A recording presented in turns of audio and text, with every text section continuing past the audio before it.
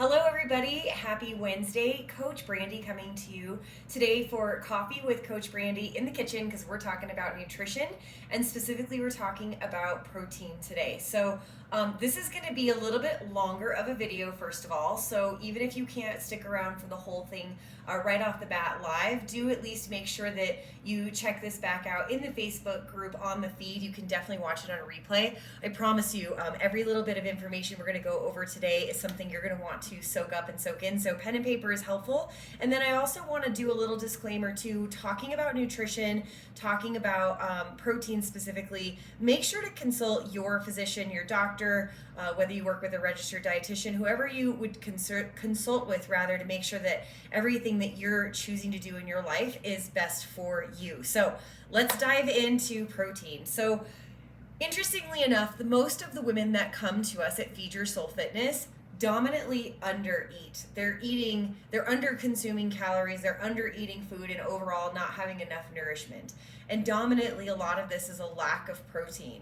And so you guys have heard me talk a lot about macros. The macronutrients are protein, carbs, and fats. And we've talked a lot about how when you have let me just say that right. If you have the wrong amount of portions of protein, carbs, and fats, that's what can really affect your health. That's what can affect your body composition. So we're going to kind of take a deep dive into protein today because it's so critical. So many of the conversations I'm having with women, they're talking about having a lot of sugar cravings, that nighttime snacking, they're feeling sore, they're feeling weak, and this is really from a lack of protein.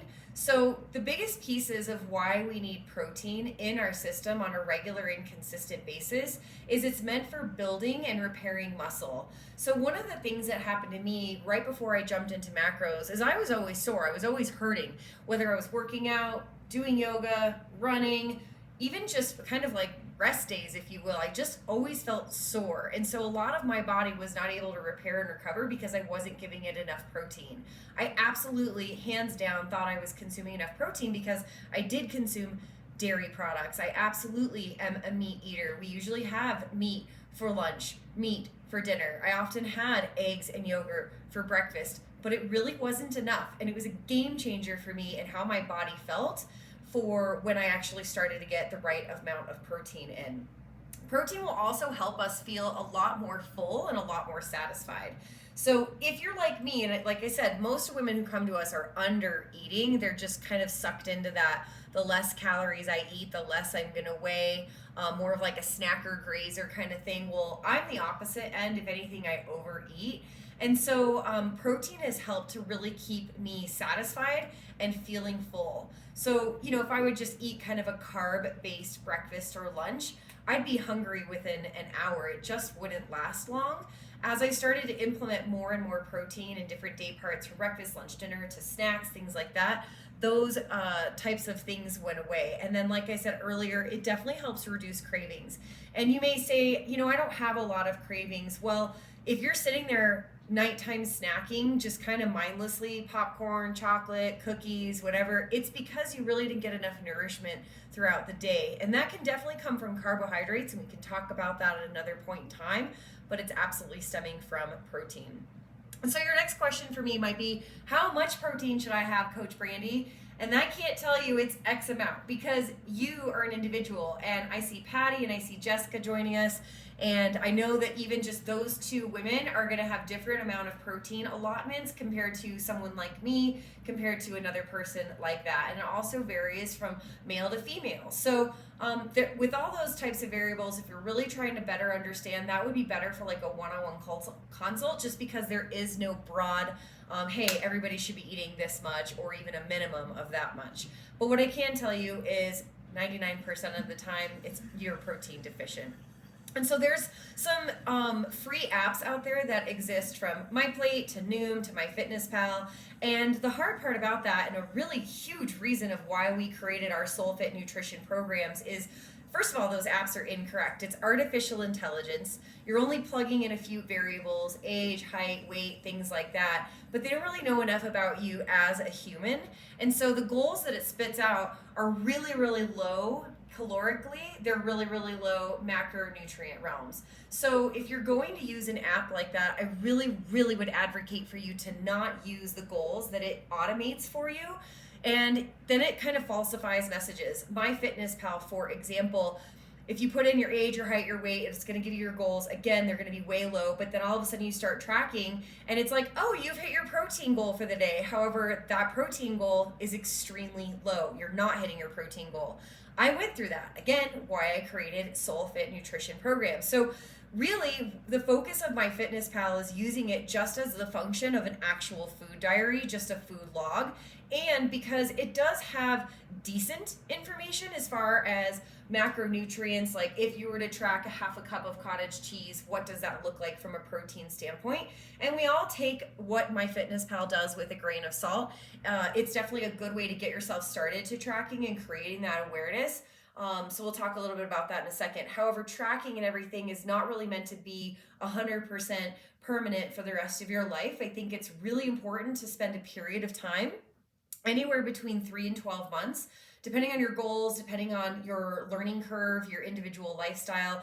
That due diligent time will teach you a lot about what your current habits are. If you tend to be an eyeballer, if you tend to have an issue with your reality versus your perception, that's a really good tool to use and to pair with a human coach so you can start to see some of your patterns and behaviors. So you can start to see what it is you're doing really well and where it is that you're struggling and how to blend them together.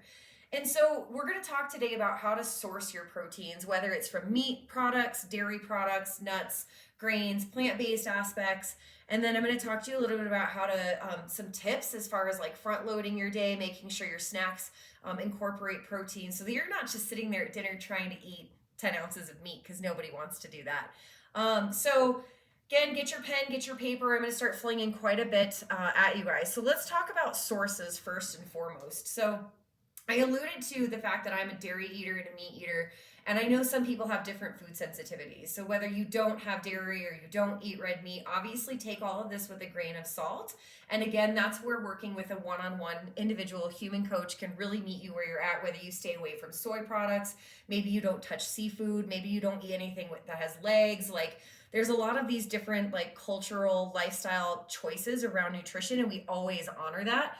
So today, let's talk a little bit about meat. We're going to start with the classic meat, and that is chicken. And I will tell you first and foremost, chicken in your diet is so helpful if meat is a part of your world. And I know you might be like, well, Brandy, I hate chicken. Chicken's boring. I can't eat any more chicken. Well, I will tell you, it is not the chicken's fault. You can prepare chicken in so many different ways with so many different flavor profiles, from baking to grilling to broiling to poaching, or not poaching, but boiling. I said broiling and boiling.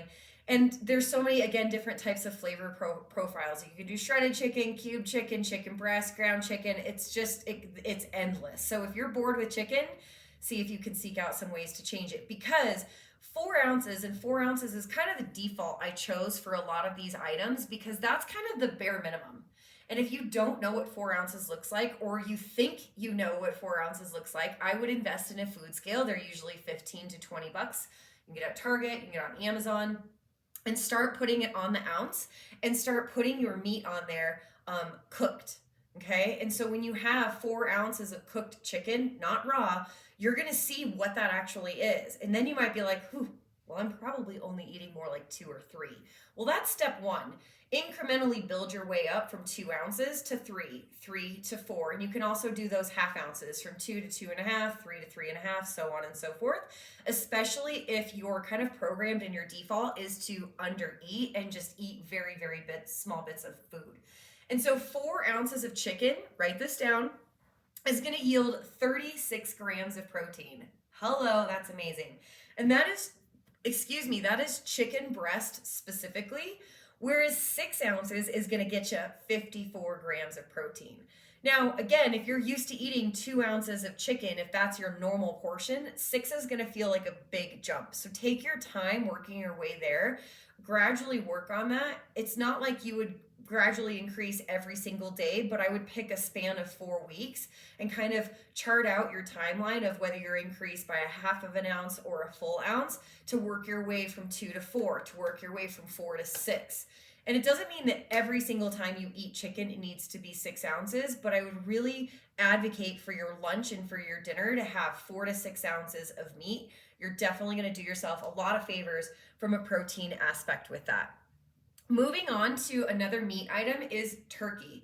So again, turkey can come in turkey breast. You can do ground turkey. And one of the things I wanted to tell you about, whether you're choosing ground turkey or ground chicken, when you hear the word ground, think fat. So it's processed, right? And so there's different parts of the chicken that are incorporated in this. So the fat content goes up. So it's a little tastier because of that. And even if you drain the fat, it's just something that I would be cognizant of. And I would also lean to stay away from like the deli meats, like the Oscar Mayer sliced chicken, the Oscar Mayer sliced turkey.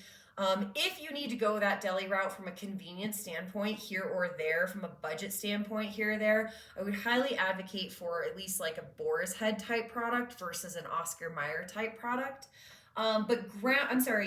Ground turkey, again, 4 ounces, kind of that default minimum, is going to get you 19 grams of protein.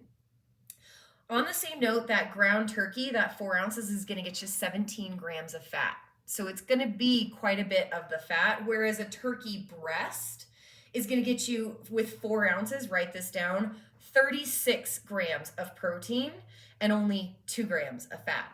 So you can see why choosing the turkey breast over the ground turkey, the chicken breast over the ground chicken, is going to be important.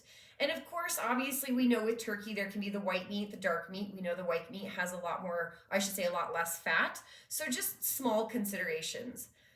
Turkey bacon is another one of my big staples, and I want to make sure that I advocate for you guys to get the less processed types. I'm not a big fan of Jennie-O. You can take a look at the back of the label.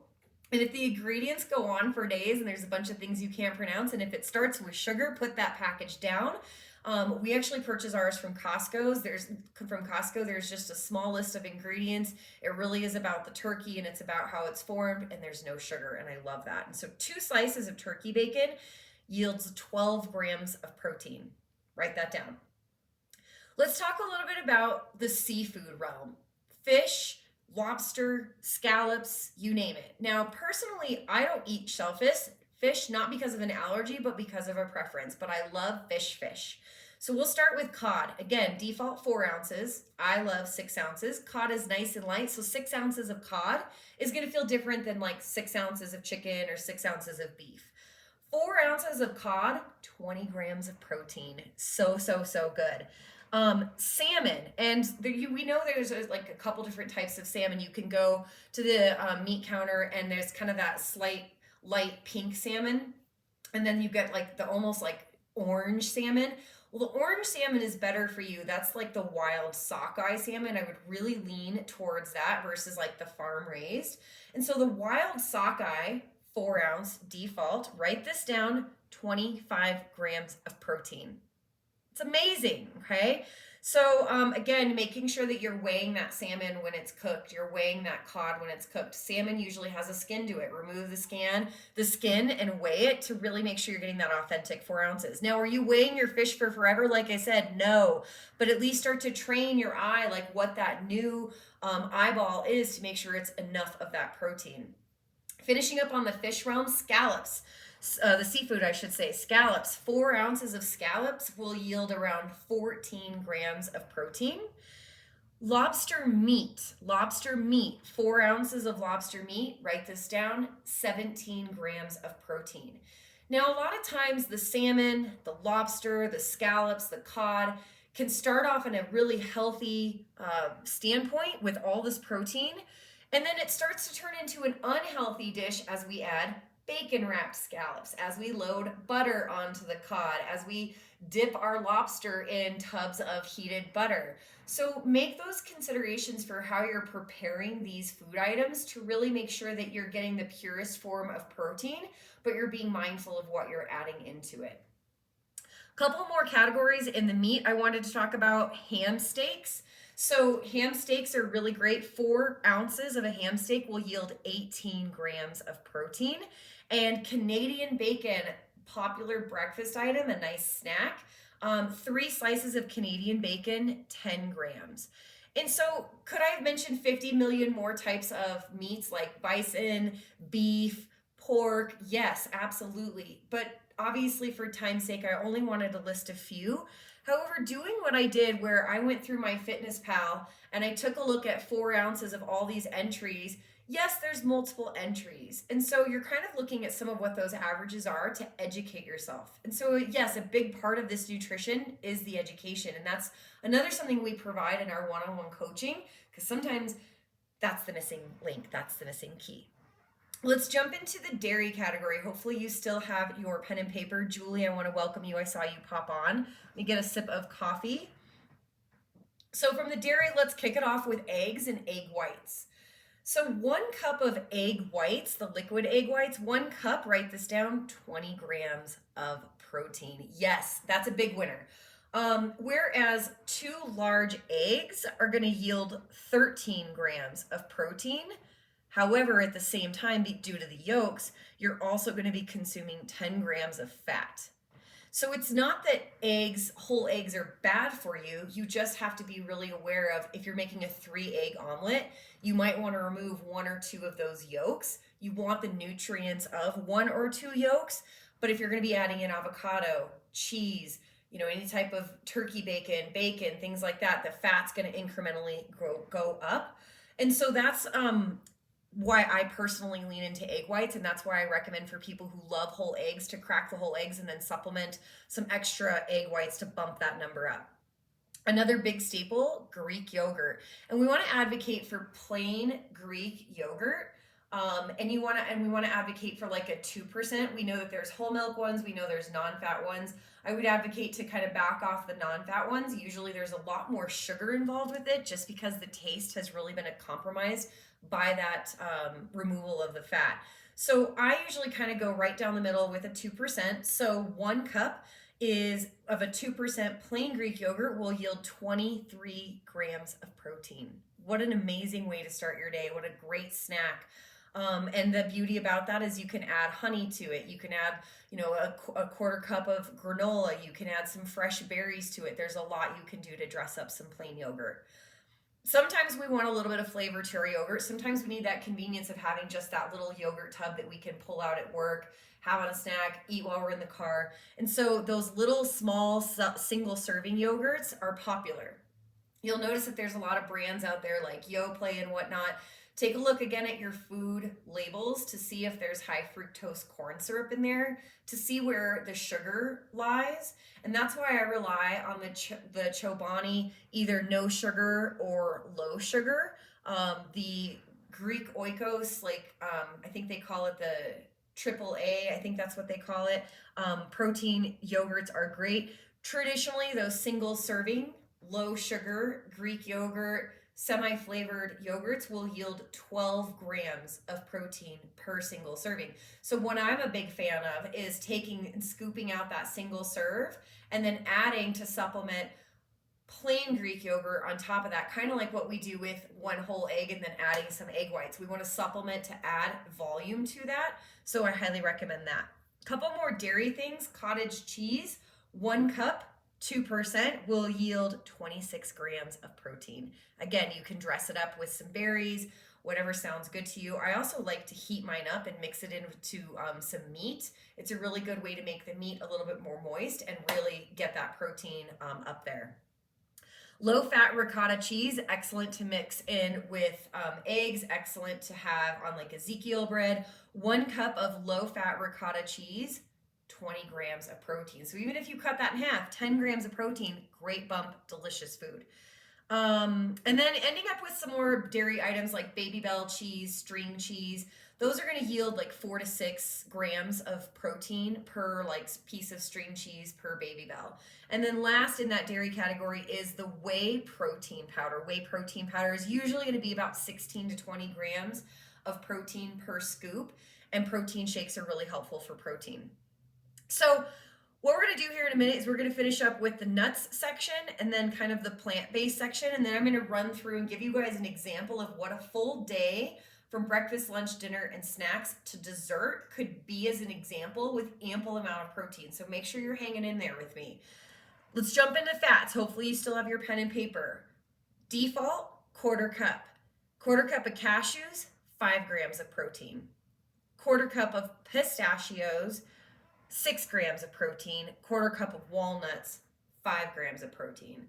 What you need to be sensitive to this is nuts get a little addicting. You might grab a handful thinking it's a quarter cup, but it's more likely a half a cup. And the other thing with nuts is the fats add up really fast. And yes, they are good for you fats, but you can still eat too much of a good thing, right? So be careful with your nuts. Make sure that you track that for a period of time. Make sure you measure that for a period of time so you can set your default eyeball to the proper amount.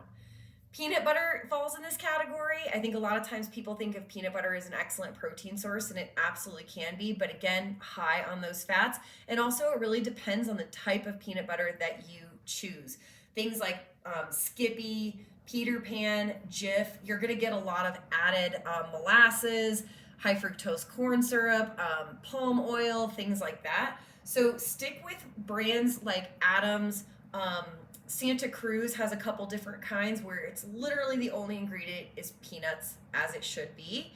But 2 tablespoons of peanut butter will yield 8 grams of protein. However, again, it's going to be higher in fat. So make sure that you're measuring out your peanut butter. Don't just start scooping out and licking it off the knife. It gets dangerous that way.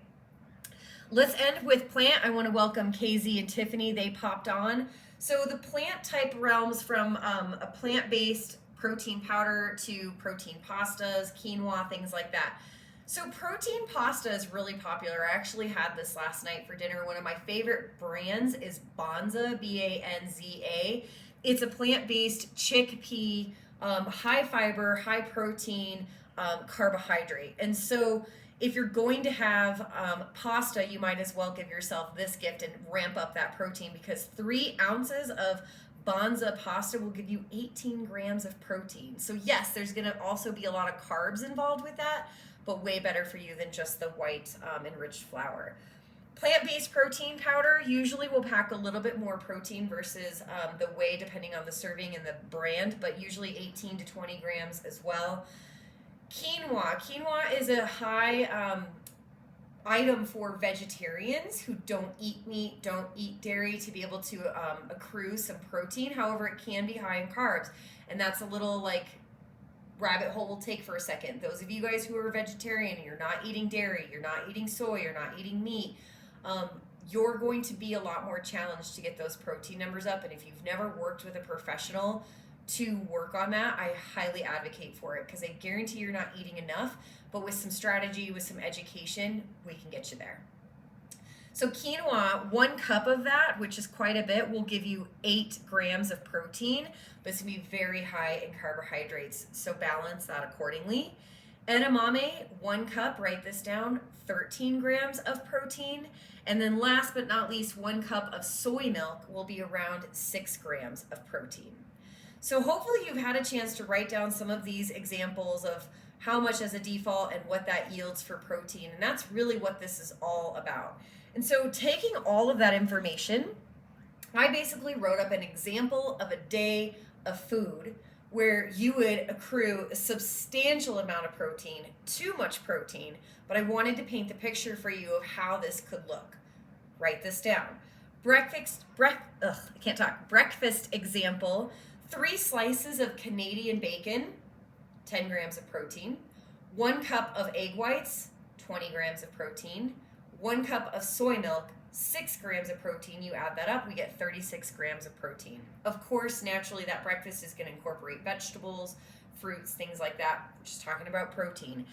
Every single meal you have, if you're getting started with wanting to eat more, I would aim to eat at least 20 grams of protein, then incrementally bump yourself up to 25, incrementally bump yourself up to 30. So that breakfast having 36 grams of protein, you're doing what we call front loading the day. You're starting early. If you're just eating a muffin, if you're just eating a bagel, if you're just having coffee, if you're just having a banana, it's not enough.